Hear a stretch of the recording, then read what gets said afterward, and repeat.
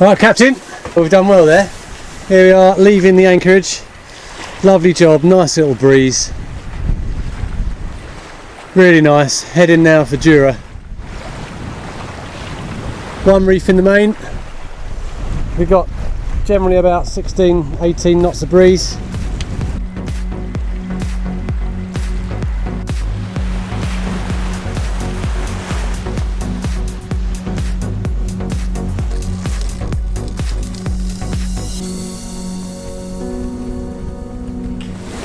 Sailor's dream, 18-19 knots on the beam, lovely and clear, the sun is out, no other boats around, cruising at 6.5 to 7 knots up the Isle of Jura. Little bit of spray coming over, oh yes, it's a dream. It's a beauty! It's a beauty, isn't it? Scotland! Yes! Heading for lowland man's anchorage, Jura. Guess what I will be drinking when we get to the anchorage in Jura? Soya milk. Yeah, whatever. Whatever, indeed. Do you know what? You could give me soy milk, you could give me single malt. It all tastes sweet when you are living your dream. Just remember to keep an eye on that clock and don't let it tick too many times. Instead, make your decision and go and chase yours.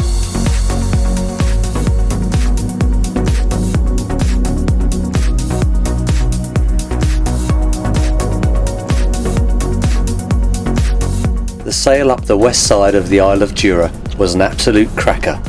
Flat water, stiff breeze, stunning scenery, what more can you possibly want?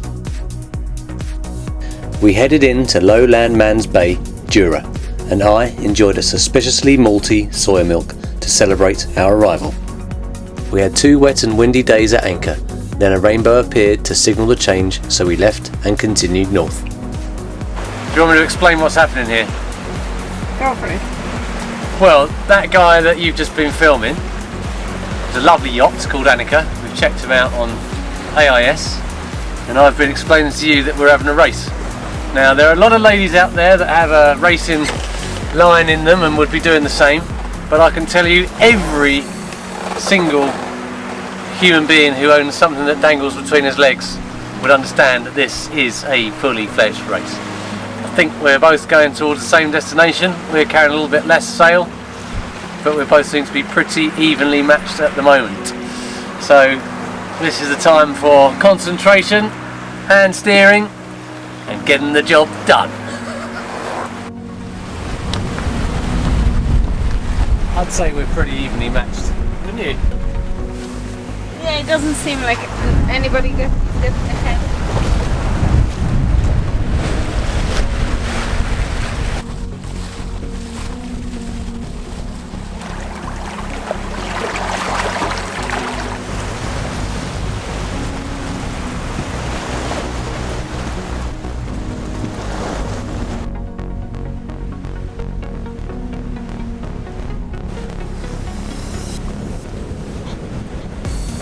Closing in on Crinan here. Nice little sail up the Sound of Jura, wasn't it? It's really nice. Lovely. We have our main down now. Yeah, main down, ready to go in. Our little race carried on for a while, but the guy did pull ahead of us, so I'm obviously convinced he put his engine on. See you, Mark. I'm gonna give you a 4 for an effort and a 3 for attainment. How many? 100. Right, can you get the camera out? Do you like the rock? I like the rock. Good, because you're gonna spend your day there. Whatever. I can swim faster than you can rope. I first visited Crinan 3 years ago, and I promised myself then that I would come back. There's something very special about the place, almost as if it has been sprinkled with fairy dust. This applies to the boats too. Almost without exception, they are freshly painted and obviously loved and cherished. This is a special place.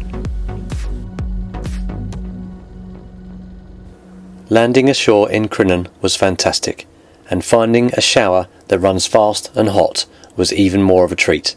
It might not look much, but this old shack on the end of a boat shed provided just such a treat. The short walk around the boat shed and up the slope is easy, but from that point you better be prepared to carry your jaw, because the beauty just keeps on coming.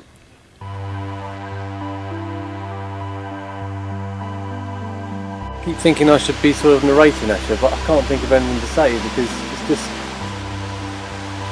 I can't add, can I?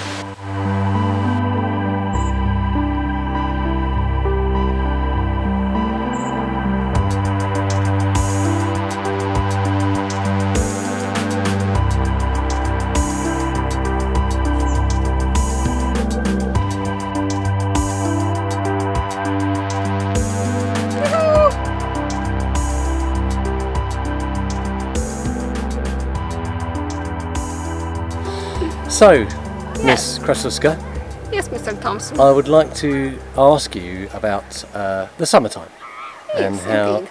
you sometimes go, this isn't summer, but as an argument I give you the natives, the Scottish, who see this as the perfect summer. Did you have something to add? Yes, I would like to comment. Okay. Yes, summer started in Scotland this morning, the 12th of July 2020 at 9:31. And as you can rightly see by the dark clouds, it's nearly over. A little bit different, the weather, from when we turned up. Yeah. But we are off to go through Doris Moor, which makes me a little bit nervous, a little tidal race. But we have followed some instructions on what time to leave compared to the tide at Oban, which is our destination. Doris Moor is one of two tidal races right outside Crinan. Pilot books may scare you, but the internet will make you run a mile. However, the warnings are justified, because this can be a very, very dangerous shortcut between the islands. I've been here before and went through at over 10 knots with a very, very powerful tide washing me through. For most sailing boats, it would be impossible to go against the flow. You would need a powerboat with powerful engines to overcome the tide. The tide itself isn't necessarily the dangerous element, but if you had a wind over tide situation and you tried to go through at the incorrect time, you could be in serious trouble, even in a fairly large boat. This is Doris Moor, 2 hours 10 minutes before low water at Oban. Pretty slack, I would say. So despite the stiff westerly breeze, you know, this has been nice, easy to go through there, as we haven't really got any big tide built up, which is great. Bit of swirling going on, but nothing major. You can never be complacent about these things, and I do tend to work myself up into a little frenzy. But do you know what? As usual, 99% of the time, worrying works, because if you take care, heed the warnings, and do as instructed, things are fine. On this occasion, I took the advice offered on the Crinan Boatyard website, and our transit through Doris Moor could not have been more benign. Was I disappointed at the lack of excitement? Yeah, maybe, just a bit, but that disappointment is vastly outweighed by getting Altor through the gap safely and heading on up towards Oban. And besides, news that we were to spend a couple of nights in a marina was more than enough excitement for someone. Yes! and why is that? I have heating, Yeah, showers, yeah. and you're gonna sleep.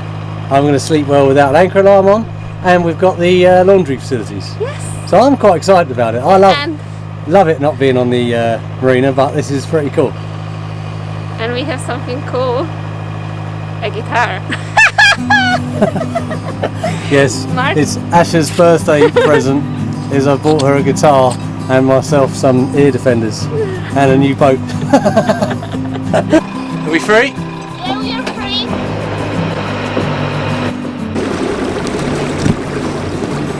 Thanks, Oban Yacht Club. Good visitors moorings. Another long, long voyage for us here to there. If you have Well, I am, but we haven't done this for 3 months, so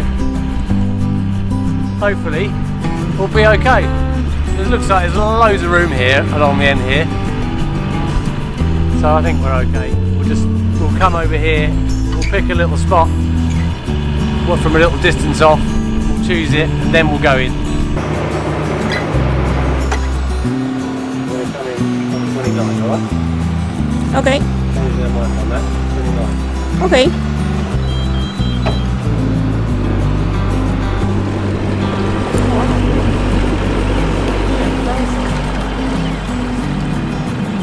Okay.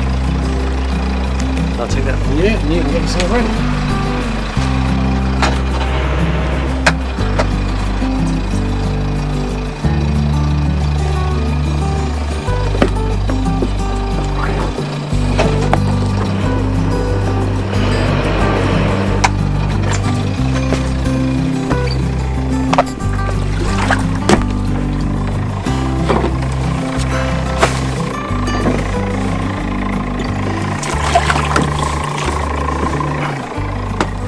Okay.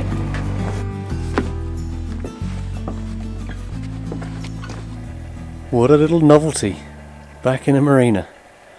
It's been 3 months since I've seen that view of you, Altor. Lady Essex. Well, there aren't many of them, but one of them's here.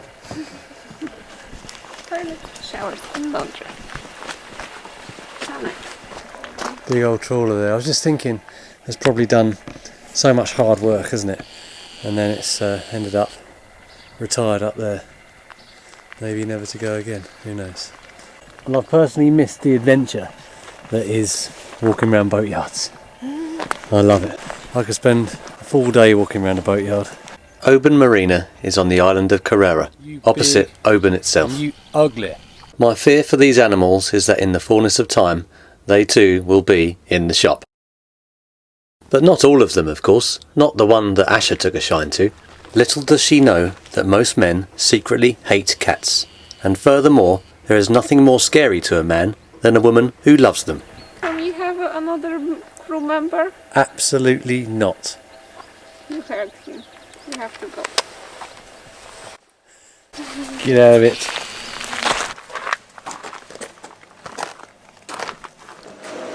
Ha! This is cool. Well, the thing is, we've walked up here, Asher. We have to buy something. So we're going to have some oatcakes. Yeah. There we are. Is that right? What have we got? £3.80. Keep 5. It's a cute little honesty shop. Done. Butter and oatcakes. Lovely. Well, she's a bit bleak out here tonight, but it's always a beautiful day if you're on a boat. And the treat of being plugged in is that it's a fan heater night. Funny with Altor on the dock again, but quite nice as a change. There we go.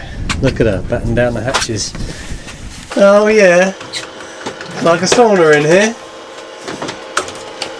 Fan heater on. Awesome, isn't it? That's better.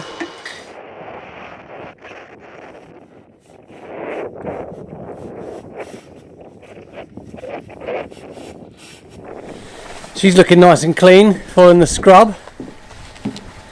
So is Altor. I knew you were going to say that. Well, you weren't surprised then, were you? You're such a fella. Come. Egypt. Egypt.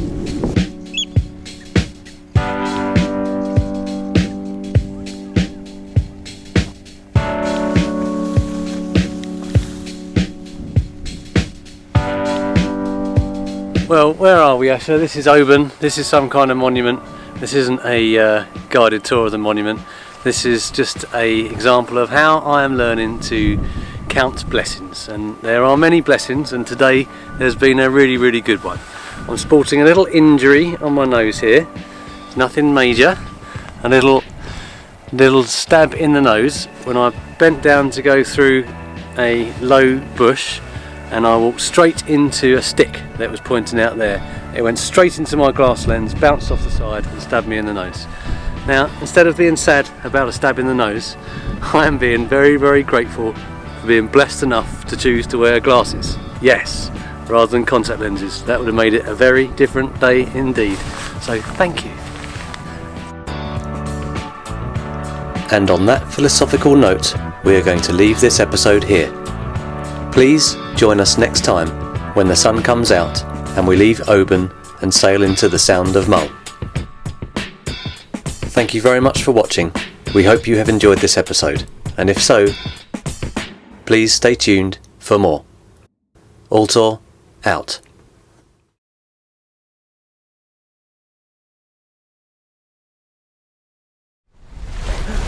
Belen, You are.